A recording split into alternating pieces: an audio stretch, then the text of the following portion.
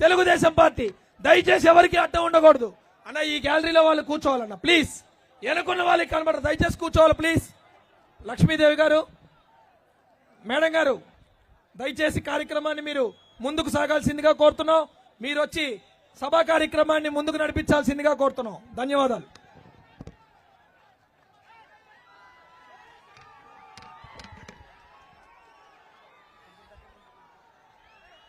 అందరికీ నమస్కారం.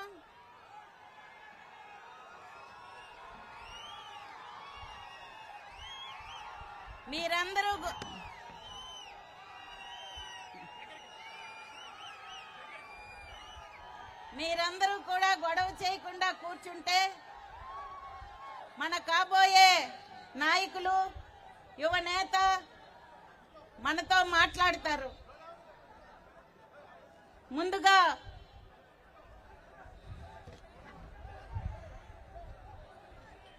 యువదళం జైత్ర యాత్ర విజేత, జనం జేజేలు పలికిన యువనేత, యువతకు స్ఫూర్తి ప్రదాత, నవతకు దీప్తి ప్రదాత,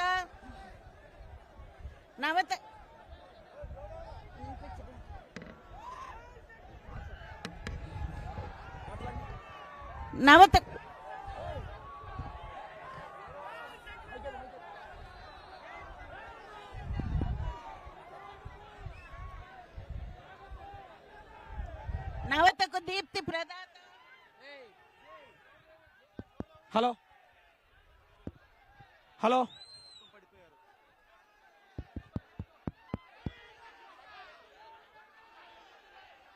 హలో హలో అన్న, దయచేసి స్పీకర్లు కట్టి ఉండకూడదు. హలో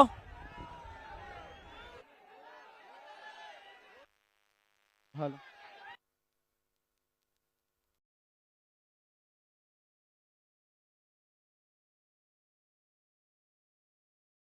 హలో హలో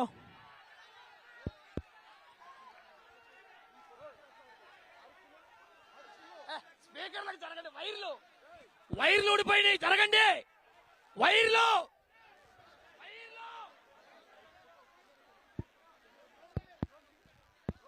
హలో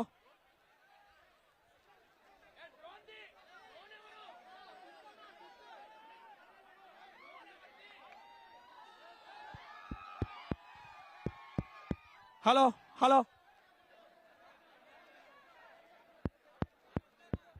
అన్న అన్న, అందరూ సమన్వయం పాటించాలి.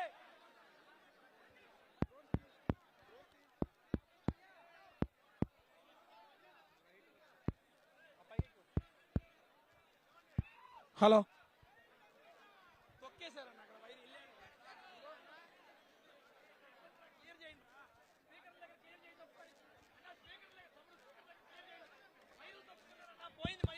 హలో అన్న, దయచేసి స్పీకర్ల దగ్గర అందరూ క్లియర్ చేయాలి అన్న. మీటింగ్ డిస్టర్బెన్స్ అవుతుంది ప్రతి ఒక్కరు. తమ్ముడు దయచేసి వినాలి. క్రమశిక్షణ అంటే తెలుగుదేశం పార్టీ అంటే క్రమశిక్షణ, అవునా కాదా? దయచేసి అందరు పక్క రావాలి, లేదంటే మీటింగ్ జరగదు. కొంచెం ఎన్నిక రావాలి తమ్ముడు, లేదంటే కూర్చోవాలి. ఇట్లా చేయలేమమ్మా. దయచేసి అందరూ అర్థం చేసుకోవాలి. మీరందరూ కూర్చోవాలి. ఇప్పటికీ మైకులు పనిచేయట్లేదు, వైర్లన్నీ మీరు లాగేశారు. సిక్కోళ్ళంటే మామూలు వాళ్ళబ్బా, మీ పట్టే వేరు. అందరూ కూర్చోవలసిందిగా కోరుతున్నా. అన్న దయచేసి కింద కూర్చోవాలంటే కూర్చోవాలి. దయచేసి కూర్చోండి. దయచేసి అందరూ కూర్చోవలసిందిగా కోరుతున్నాను.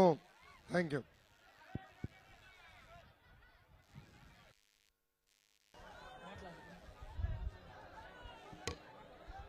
తెలుగుదేశం పార్టీ అంటే క్రమశిక్షణకి మారు పేరు. ఈ రోజు వరకు ఎక్కడ తెలుగుదేశం కార్యకర్తలు కూడా ఎవరి ఆస్తులు ధ్వంసం చేయలేదు, ఎవరిని అన్యాయంగా అక్రమంగా ముంచలేదు. అలాంటి కార్యకర్తలు ఈ రోజు మన యువనేత వస్తే మీరందరూ నిశ్శబ్దంగా ఉండి ఆయన ఏం చెప్తారో వినాలని మనస్ఫూర్తిగా నేను కోరుకుంటున్నాను. యువదళం జైత్ర యాత్ర విజేత, జనం జేజేలు పలికిన యువనేత, యువతకు స్ఫూర్తి ప్రదాత, నవతకు దీప్తి ప్రదాత అయిన లోకేష్ బాబు గారు శ్రీకాకుళం నియోజకవర్గానికి మొట్టమొదటిసారిగా వస్తున్న సందర్భంగా ఆయనకు సుస్వాగతం.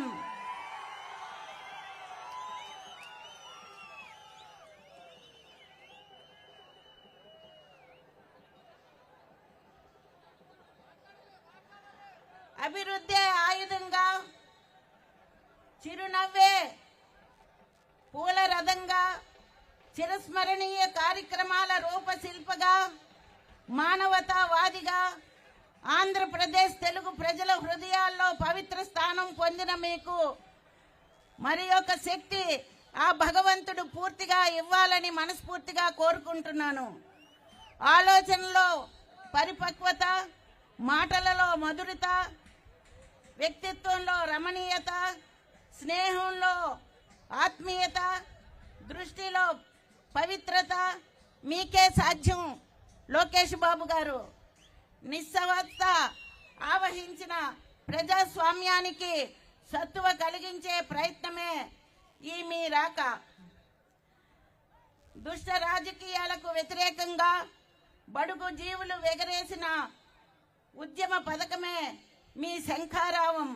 జాతి పునర్జీవం కోసం జన బలం కూడగట్టిన ప్రయత్నమే ఈ శంఖారావం.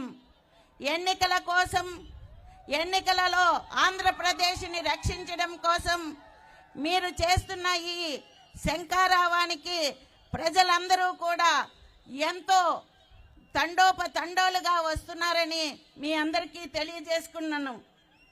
40 సంవత్సరాలుగా ఎన్నో కష్టాలు నష్టాలు వచ్చి ఎన్ని అవమానాలు చేసినా, కుటుంబ సభ్యుల్ని అవమానపరిచినా దేనిని లెక్క చేయక, కుటుంబాన్ని కూడా పట్టించుకోకుండా ఈ రాష్ట్రమే నేనే రాష్ట్రము అంటూ రాష్ట్రానికి సేవ చేసిన మహానుభావుడు ఆ చంద్రబాబు నాయుడు గారికి మనస్ఫూర్తిగా స్వాగతం తెలియజేసుకుంటున్నాను. ఈ కార్యక్రమానికి పిలవగానే వచ్చిన తెలుగుదేశం పార్టీ కార్యకర్తలు కష్టాల్లోనూ నష్టాల్లోనూ మేమున్నామంటూ ముందుకు వచ్చి ఎన్ని కేసులు పెట్టినా, ఎవరిని కోర్టులకు పంపించినా భయం లేదు. మేము మా జెండా తెలుగుదేశం జెండా, మా ఎజెండా తెలుగుదేశం పార్టీ అంటూ తెలుగుదేశం వెంట ఉన్న మీ అందరికీ మనస్ఫూర్తిగా పాదాభివందనాలు తెలియజేసుకుంటున్నాను. శ్రీకాకుళం నియోజకవర్గానికి సంబంధించి ముందు 4 దడవలు ఎమ్మెల్యేగా, 2 సార్లు మంత్రిగా అన్న కీర్తిశేషులు పూజ్యనీయులు నందమూరి తారక రామారావు గారి ప్రభుత్వంలో నా భర్త పనిచేయటం జరిగిందన్న విషయం మీ అందరికీ తెలుసు.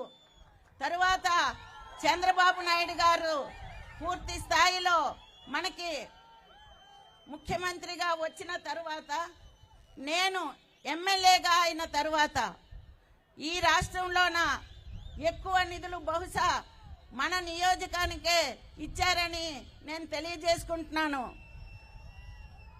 గార మండలంలో ఆనాడు ఎర్రన్నాయుడు గారు మనకి మంత్రిగా, కేంద్ర మంత్రిగా ఉన్నప్పుడు ఒక నీటి పథకాన్ని అప్పటి ఎమ్మెల్యేగా ఉన్న అప్పల సూర్యనారాయణ గారు కలిపి ఇక్కడ గారలో పెట్టడం జరిగిందన్న విషయాన్ని, సాలిహొండం ప్రాజెక్ట్ని మీ అందరికీ తెలుసు. దాన్ని నేను 14లో నాకు, ప్రకాశం జిల్లాలో ఉన్న వారికి 2కి మాత్రమే మన యువనేత మంత్రిగా ఉండగా మనకి మళ్ళీ 2వ ఫేజ్గా ఆ సాలిహొండం ప్రాజెక్టుని ఇచ్చిన ఘనత మన లోకేష్ బాబు గారిదని తెలియజేసుకుంటున్నాను. అదేవిధంగా ఈరోజు నాగావళి నదిలో మనకి నీరు ఎప్పుడు ఉండాలన్న ఉద్దేశంతో అక్కడ కూడా మనం కార్యక్రమాల్ని చేసుకోవటం జరిగింది. శ్రీకాకుళం మున్సిపాలిటీలో అన్ని వీధుల్లోనూ రోడ్లు వేయటం జరిగింది. 2 మండలాల్లోనూ కూడా అదేవిధంగా రోడ్లు వేయడం జరిగింది. గార మండలంలో శివారు ప్రాంతాలకి మంచినీరు ఇవ్వాలన్న ఉద్దేశంతో కళింగపట్నం ఎత్తిపోతల పథకాన్ని పెట్టడం జరిగింది. అది 80% పనులు పూర్తయినా 20% పనులు ఈ 5 సంవత్సరాలు చేయకుండా వదిలేయటం వలన ఈ రోజు మళ్ళీ అదే కష్టాలు, అవే బాధలు గారమండలం శివారు ప్రాంతాలకు వచ్చాయని మీ అందరికీ తెలియజేసుకుంటున్నాను.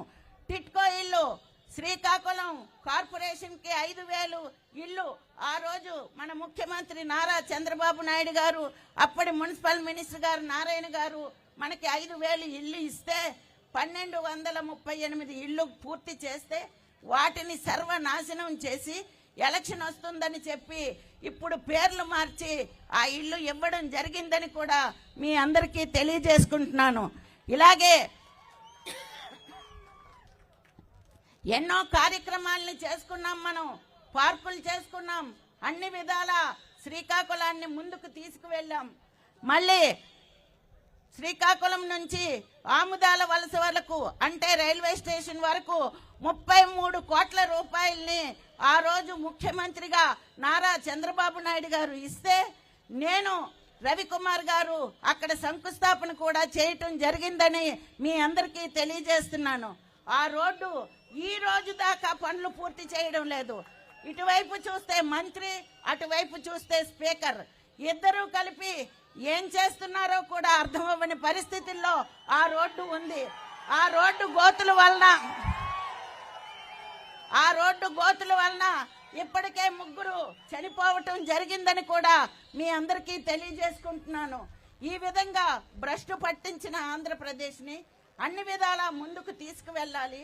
అసలు ప్రజలు ఏమనుకుంటున్నారు, ప్రజలకి ఏం కావాలి అని సంవత్సర కాలం 3,000 కిలోమీటర్లు 3,242 కిలోమీటర్లని నడిచి పాదయాత్రని పూర్తి చేసిన గొప్ప వ్యక్తి మన లోకేష్ బాబు గారని తెలియజేసుకుంటున్నాను.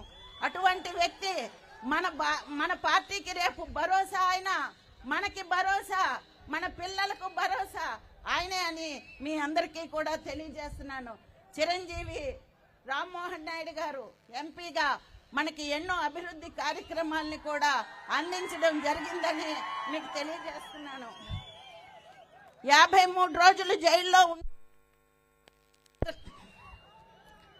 తండ్రి పడుతున్న కష్టాన్ని చూసి మన లోకేష్ బాబు గారు ఆయన గురించి తాపత్రయపడుతున్న సమయంలో ఆయన్ని చూడడానికి మన పవన్ కళ్యాణ్ గారు జైలుకి వచ్చి ఆయన్ని చూసి మానవతా దృక్పథంతో ఎవరిని కన్సల్టించకుండా అంటే ఎవరిని అడగకుండానే జైలు ఆవరణలోనే నేను తెలుగుదేశం పార్టీతో కలిసి పనిచేస్తాను, ఈ సైకోని పంపించడమే మన ముఖ్య ఉద్దేశము అంటూ చెప్పిన ఒక మానవతావాది మన పవన్ కళ్యాణ్ గారని కూడా తెలియజేస్తున్నాను. అలాంటి వ్యక్తితో ఈరోజు మనం సత్సంబంధాలని పెట్టుకొని ఆయనతో పాటు మనతో పాటు ఆయనతో పాటు మనము నడుస్తూ ముందుకు వెళ్తున్నామని మీ అందరికీ తెలియజేసుకుంటున్నాను. ఇలాగే ఎన్నో అభివృద్ధి కార్యక్రమాలు, సంక్షేమ కార్యక్రమాలు చేస్తూ ఈరోజు మళ్ళీ మన గవర్నమెంట్ అంటే మన ప్రభుత్వం రాగానే వస్తుంది, తప్పకుండా వస్తుందా రాదా? మన ప్రభుత్వం రాగానే చంద్రబాబు నాయుడు గారు ముఖ్యమైన పథకాలని 6 పెట్టడం జరిగింది. ఎవరైతే ఇంట్లో ఆడవాళ్ళు 18 సంవత్సరాలు నిండి ఉంటారో, ఎంతమంది ఉన్నా అందరికీ నెలకి 1,500 రూపాయలు చెప్పున మీకందరికీ ఇవ్వడం జరుగుతుందని తెలియజేస్తున్నాను. ఇంట్లో చదువుకునే పిల్లలు ఎంతమంది ఉంటే అంతమందికి కూడా సంవత్సరానికి 15,000 రూపాయలని ఇవ్వడం జరుగుతుంది. 3 సిలిండర్లు మనకి గ్యాస్ పథకాన్ని ఇచ్చింది ఎవరమ్మా?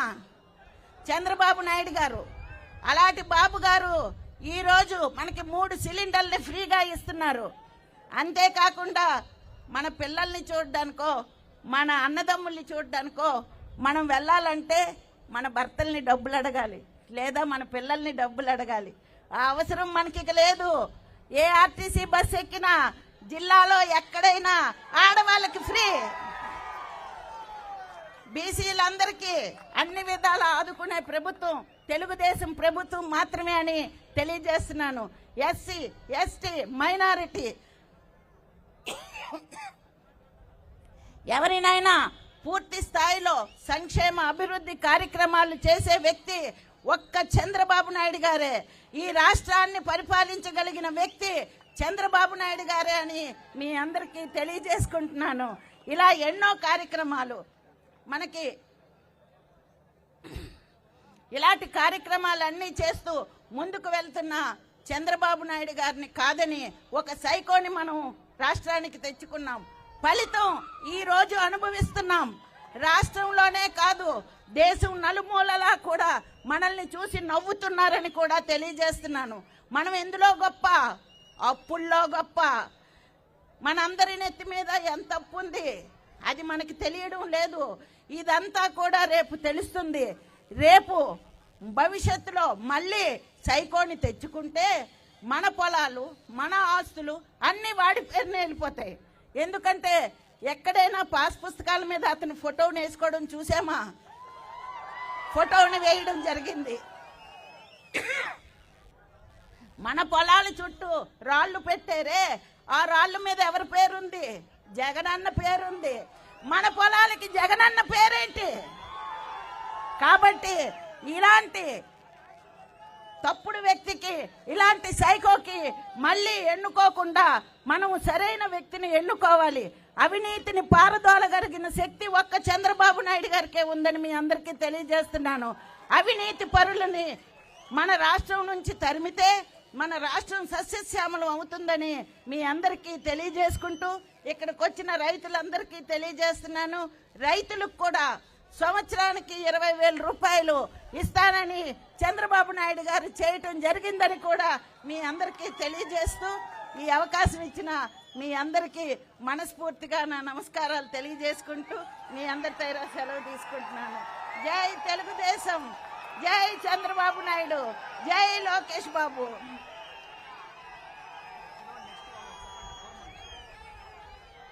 ఇప్పుడు జనసేన